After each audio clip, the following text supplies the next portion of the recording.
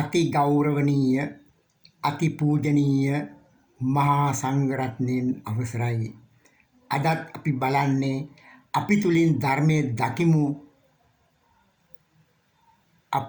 ධර්මයේ දකිමු කියන මාතෘකාව ඔස්සේ තමයි අපි අද සාකච්ඡා කරන්නේ. පොඩි ධර්ම කරුණක්. මොකක්ද මේ ධර්ම කරුණ?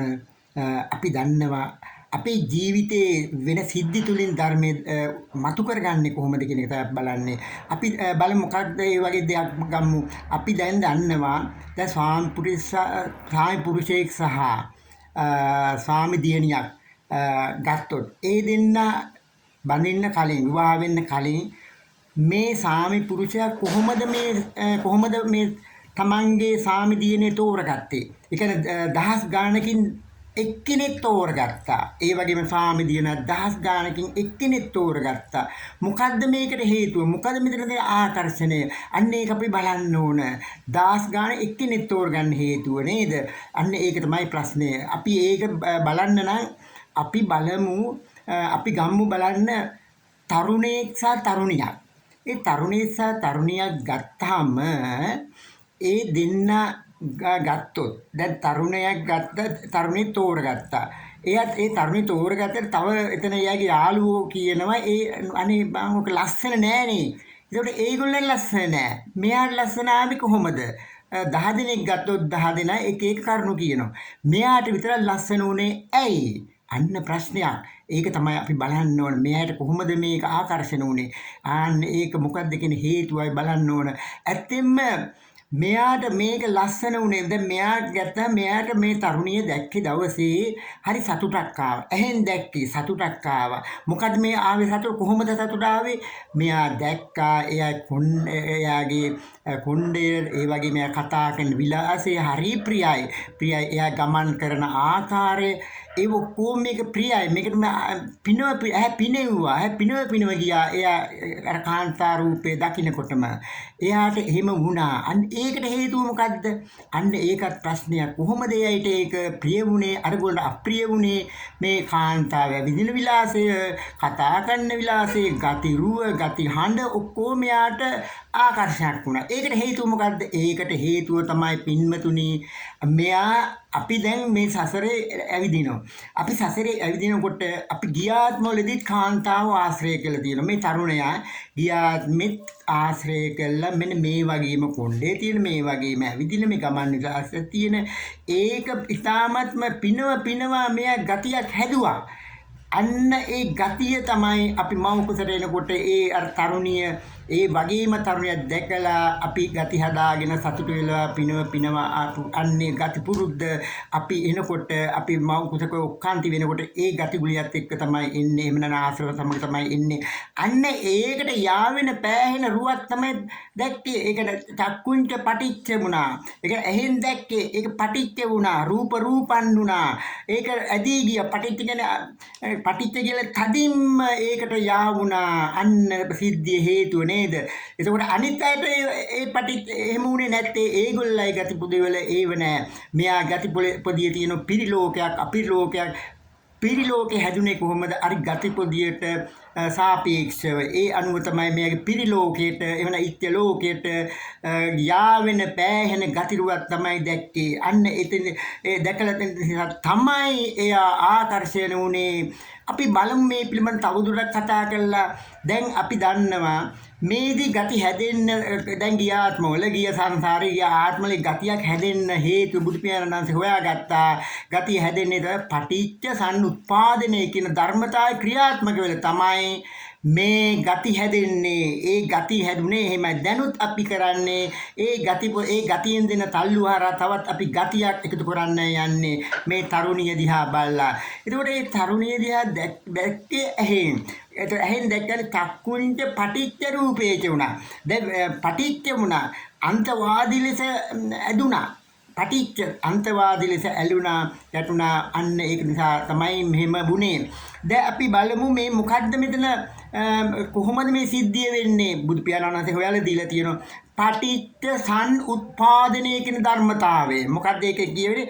අවිද්‍යාව පත්‍ය සංඛාර, සංස්කාර පත්‍ය විඥාන, විඥාන පත්‍ය නාම රූප, නාම රූප පත්‍ය සලආයතන විදිහට නමයක් යනවා ඒ ආකාරයට.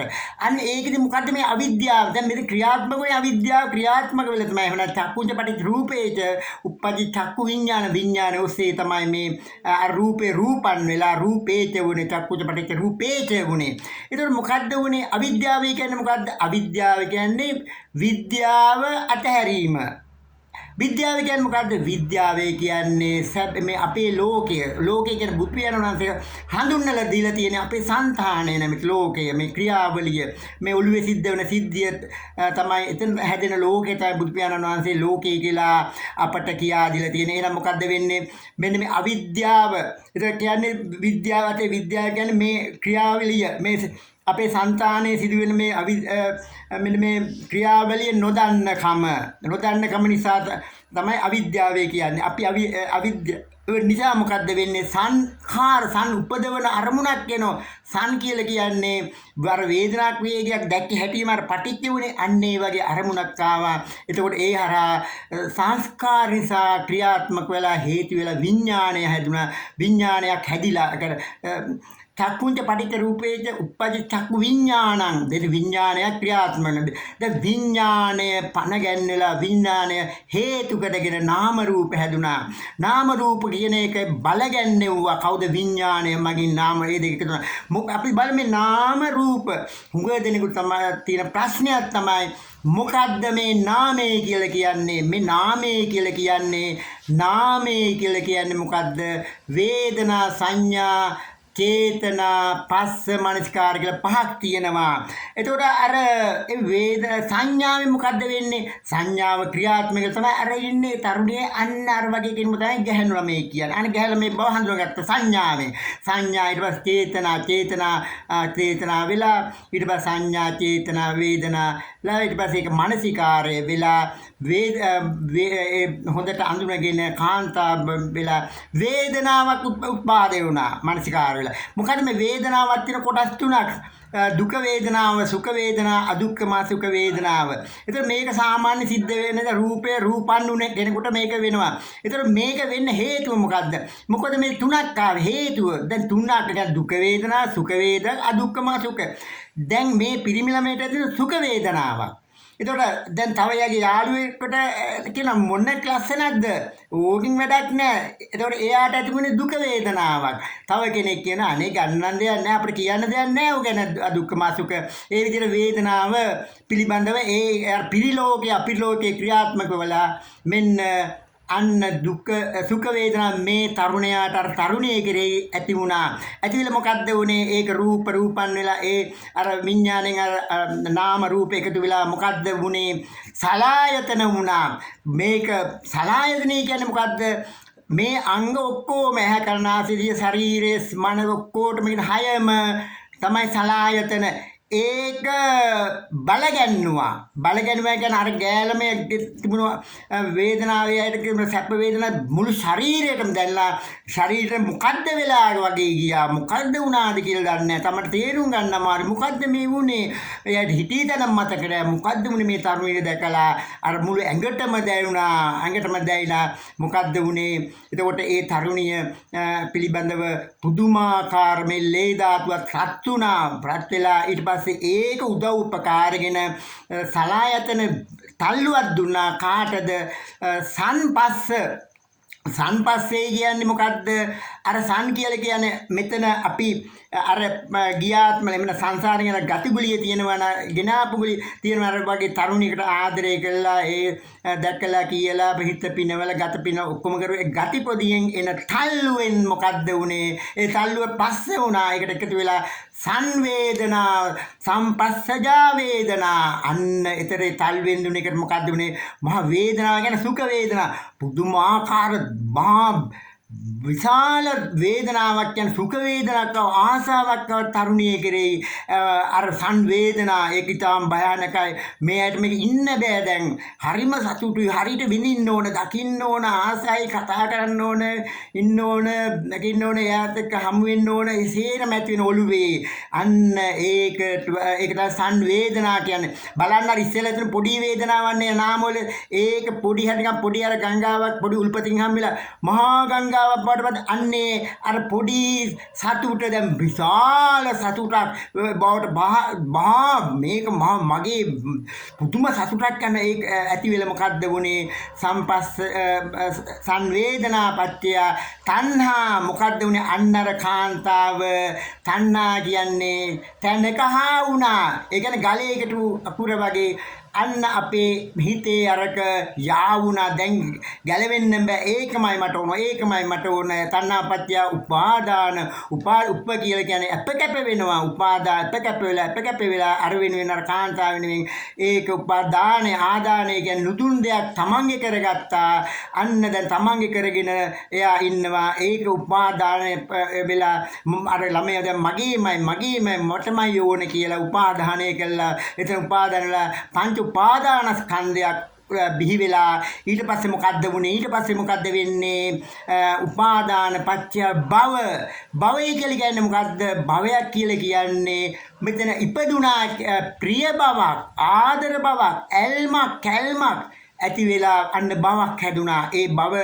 කියන ඒකට අන්න අපේ අර ගතිගුලියට තවත් එකක් එකතු වුණා භවයක් එකතු වුණා භවයක් කියන තවත් ගතියක් එකතු වුණා අන්න ගතියක් එකතු වුණා විතරක් නෙමෙයි දැන් තවත් මේක ඉදිරියට යන භවපත්‍ය මොකද ಜಾති කියන්නේ මොකද්ද සුන්දරක සුවයක් අර කාන්තාව ගැන පුදුම අය ඇත්තේ කතා කරන දිගටම කතා බහ කරනවා මේක පුදුම සුවයක් තියෙන ಜಾති කියන්නේ සුවය විඳින පුද්ගලයෙක් බාටපත් වුණා අර කාන්තාව දැකලා කතා කරලා hina වෙලා ඒ සුවය දැන් තියෙනවනේ ජාතිපත්‍ය ජරා මරණ ශෝක පරිදේව දුක් අන්නවල ශෝක පරිදේව දුක් එතන මහා පීඩාවක් එතකොට ඒක තමයි පීඩාව ශෝක එතන කොහොමද ආවේ ශෝකය මෙතන දැන් මෙයා විඳිනවනේ ඒ කාන්තාව දකින්නවා කතා කරනවා hina වෙනවා ඒත් ගමන් යනවා පුදුම එතකොට ඒ ಜಾති කියන්නේ වින්දනය ඒ සුවය ಜಾති යන්න එතකොට ඒක බිහි වුණේ කොහොමද ඒ සුවේ මහා සුවයක් අර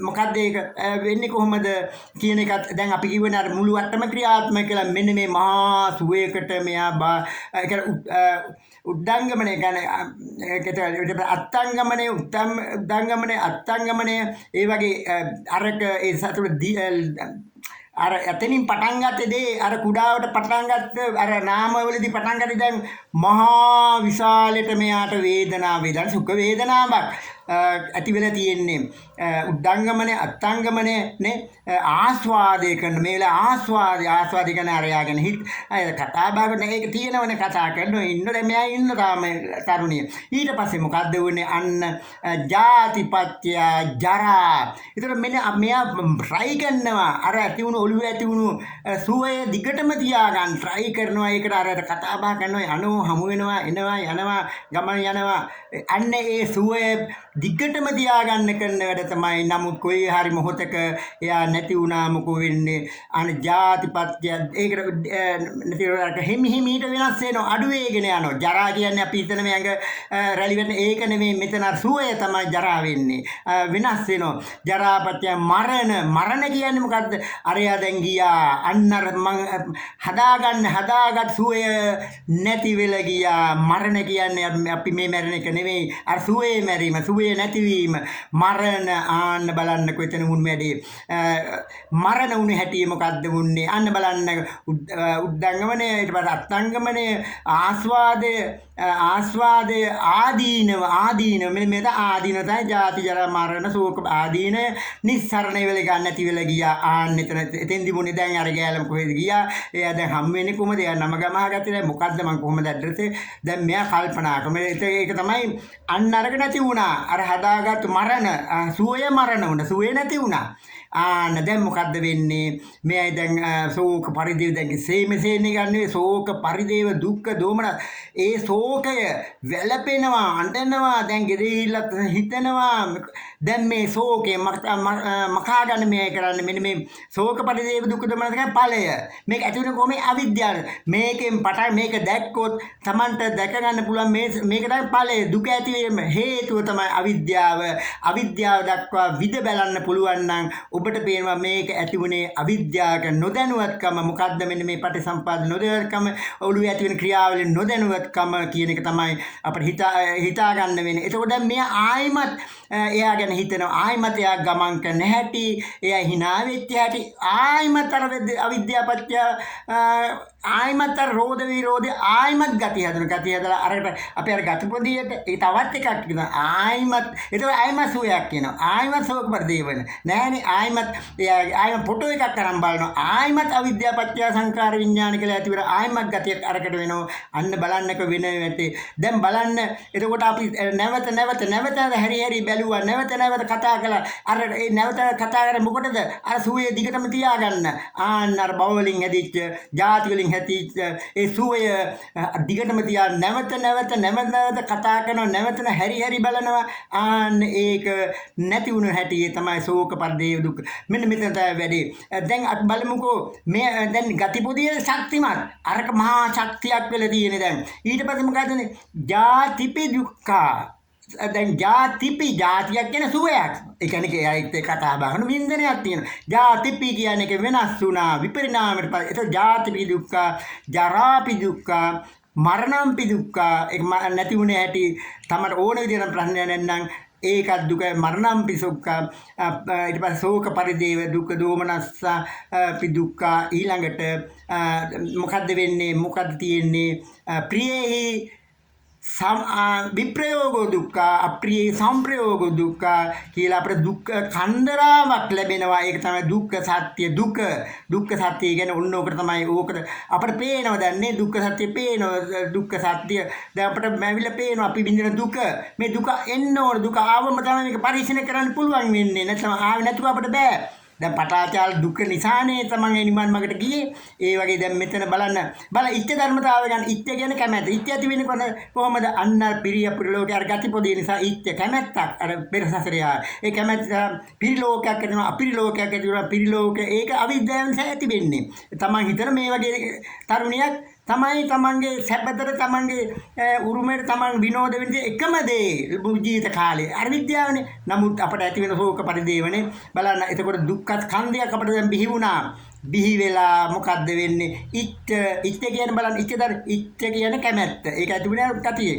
ඉච්ඡට පටිච්ච වුණා. ඒක අන්තවාදී අර ගෑනමෙද කැමැත්ත අන්තවාදී ලෙස වැඩි වුණා. ඒක තමයි පටිච්ච වුණා. අල්ලගත්ත ඉච්ඡට පටිච්ච වෙලා අභිච්ච වෙලා කියන අර ගායනම යන හැටි, ඊළඟට කතා කරන හැටි, ඊළඟ ඉන්නේ හරි. ඒක නිසා තවත් තදින්ම බැඳුනා. අභිච්චට මොකද්ද වුනේ? කාම ඉච්ඡ අන්ධ වුණා. කාමයට තියෙන කැමැත්ත නිසා අන්ධ පුද්ගලයෙක් වුණා. අගේ අපිරිසිදු වුණා. මේට පස්සේ මොකද්ද? කාම ඉච්ඡ අන්ධ වෙලා මොකද්ද? කාම පරිදාහයක් ඇති වුණා. පරිදායන පිච්චෙනවා. අර ගෑලම දැන් දකින්න නෑ. හම් වෙනකම්ම එයා ගැන හිත මහා ගින්නර. කාම ඉච්ඡ අන්ධ වෙලා, ඒක අන්ධ පුද්ගලයෙක් වෙලා මොකද්ද වුනේ? කාම ඕජාව, කාම මූර්ජාව, කාමයේ වෙලෙනවා. ඔළුව පුරා කාමයේ අර ගෑලම මට ඕන වගේම කරගන්න ඕන කියලා ඒක කාම ඉච්ඡ අන්ධ වෙලා කාම මූර්ජාව කාම 10ක් කියන්නේ ගිනි ගන්න තත්ත්වයට මෙයාපත් වුණ අර ගෑල්ම නිසා. ඒක නැතුවම බැරිව කාමීච්ඡ අන්ධ වෙලා කාම පරිදාහයක් වෙලා නිත්‍ය කරගත්ත. ඒ සුවයම තමයි මට ඕන. නිත්‍ය ඒක නියත වශයෙන්ම ඒක මටම කරගන්න. නිත්‍ය කරගත්ත මොකෝ වෙන්නේ? යද නිච්ඡං තන් දුක්ඛං ඒතන් මම ඒසෝ හමස්මි ඒසෝ මේ අත්තාති. මේ ළමයන් නිසා යම් දෙයක් අපි නිත්‍ය කරගත්තා එතන දුක. ඒ කියන්නේ මේ ගෑලම මටම ඕනයි. ඒතන් මම ඒක තමයි මගේ. ඒක තමයි මගේ ඒ කාන්තාව මගේ. ඒ කියන්නේ මටමයි කියලා නිත්‍ය කරගෙන ශෝක විදියට ආවා. දැන් මේ අවස්ථාව හොඳට බලන්නකෝ පින්වතුනි මොකද්ද වුනේ? ඊට පස්සේ අරකම ඕන නිසා අන්තිමට එයා මොකද්ද කරේ? Taman ළඟ තියාගන්න එයා විවාහකට ගත්තා. අන්න බලන්න වෙන සිද්ධිය. ඒක මොකටද සිද්ධියක් ආවද? මුලින් ඉඳලම අවිද්‍යාව නිසා සංසාරට බැඳිච්ච හැටි, අවිද්‍යාව නිසා කර්ම වීර්යයක් එකතු වෙන හැටි, පටිච්ච සම්පදාය නිසා මේ සංසාරේ බැඳි යන හැටි අපට මේ උදාහරණයෙන් පෙනුණා.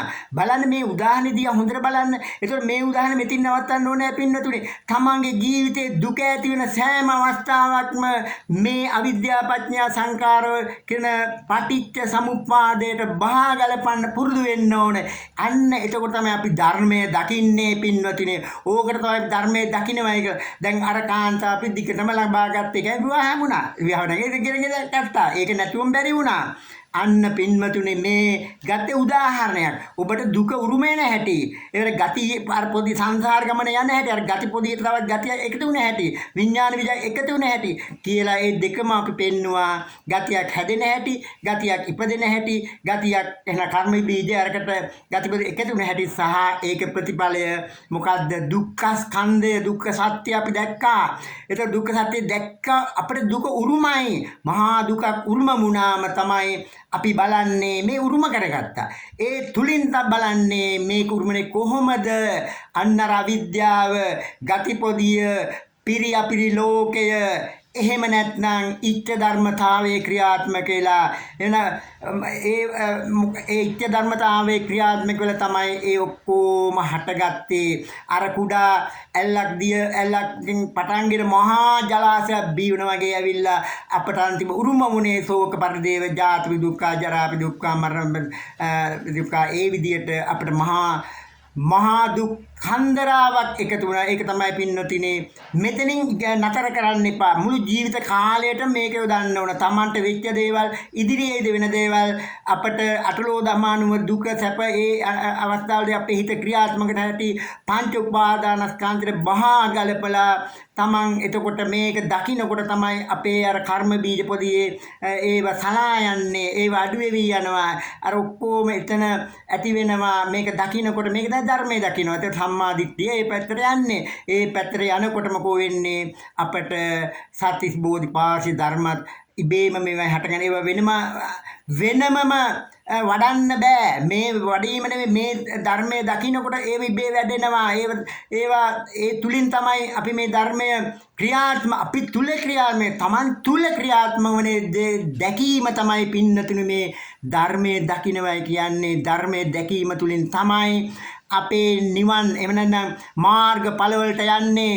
සෝවන් ඒ වගේ මාර්ගඵලට යන්නේ මේ දැකීම තුලින් සම්මා දිට්ඨියටපත් වෙලා අපේ මේ කුණුපොදිය දැකලා කුණුපොදිය ඉවත් කර ගැනීම තමයි නිවන් මාර්ගයේ නිවනේ කියන්නේ. එතකොට මේ බුද්ධ ශක්තිය තියෙන මේ බුද්ධ කල්පයේ තුල ඕනම කෙනෙකුට මේ මාර්ගඵල ඔස්සේ යන්න පුළුවන්.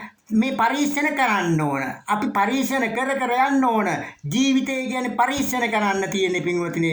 පරීක්ෂණය කියන්නේ පටිසම්පාද වැඩ කරන ආකාරය දැකීම.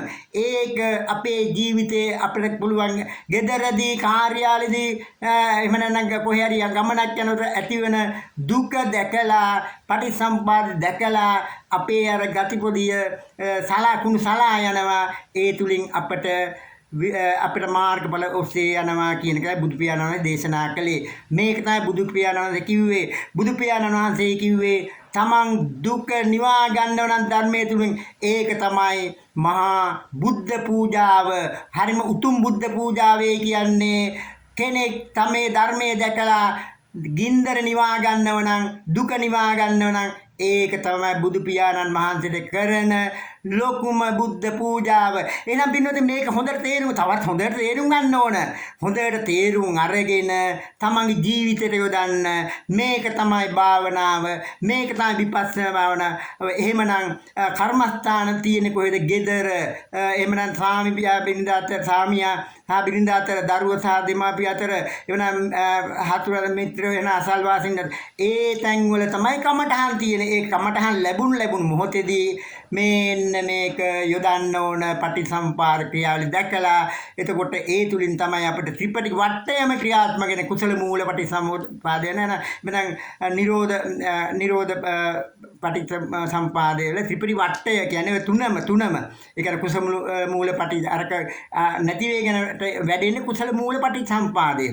ඒ තුනම මේ වෙනකොට අපේ කුසල් වැඩි වෙනවා. කුසල් කියලා කියන්නේ අර අපේ අර ගති පොදියේ තියෙන ගති විනාශ වී යෑම, ඒකට අදාළ ගති. එතකොට කුසලයක්. අර එකතු කරනවයි කියන්නේ අකුසලයක්. ඔන්න ඒවා හොඳට තේරුම් ගන්න ඕන. පින්වතුනි, මේක තමයි මට කියන්න තියෙන. අපිට වැඩි විලක් කතා කරන්න විදියක් නැහැ. එහෙමනම් හොඳට මේක තේරුම් ගන්න, තමන්ගේ ජීවිතය යොදා ගන්න, හොඳ තෘප්තිමත් ජීවිතයක් ගත කරන්න, විඳින්න තියෙන ජීවිතයක් මේ කරන්න. එහෙමනම් පින්නතුනේ තමන් හොඳට විඳින්න බලන්න මේ පටිසම්පාදය ඉදිමින් අපට අපි බොරුවට අපට ඇති දුකක් ඇති වුණාම යාග හෝම එක පූජාන් වල කිරිවට අපිට ඒ මොහොතේ විතරයි මේ තුලින් තමයි Tamanට මේක දකින්න වෙන්නේ කියන එක හොඳට හිතේ තබා ගන්න. එහෙනම් පින්වතුනි, මම හිතන්නේ යම් ප්‍රමාණයක් දැනගන්න නැති අප තව දුරටත් අපි සාකච්ඡා කරමු මේ පටිසම්පාද ජීවිත ගලපන්නේ කොහොමද කියලා. මේ එක උදාහරණයක් විතරයි ගත්තේ. එහෙනම් මම හිතන්නේ මේ සියලුම පින්වතුන්ට මේක හොඳටම තේරුම් ගන්න ඇති. මම හිතන්නේ ඒ තේරුම් අරගෙන මදි තේරුම් ගන්න තව ගොඩාක් කරන්න ඕනේ. මේ පරිවේෂණ කරන්න තියෙන බුදු පියාණන් අරිය පරිවේෂණ. අරිය කියන්නේ රිය ගමන නවත්තන. රිය කියන්නේ මේ සංසාර ගමන නවත්තන. ගති හදමින් සංසාර යන ගමන නවත්තන. අරිය පරිවේෂණ කරන්න ජීවිත කාලේ. ඒක තමයි බුද්ධ භාවනාව. බුද්ධ භාවනාව කියන්නේ ඒක තමයි පින්නතුනි. එහෙනම් අපි මේක හොඳට අවබෝධ කරගන්න කියලා මම හිතනවා.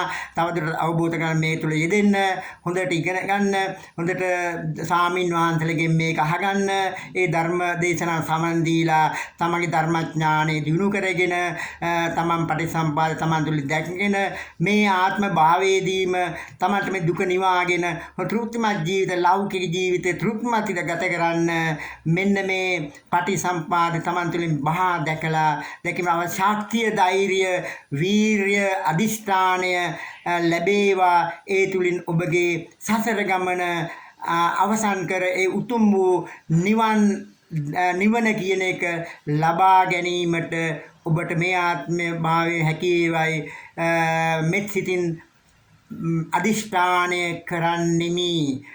තෙරුවන් සරණයි.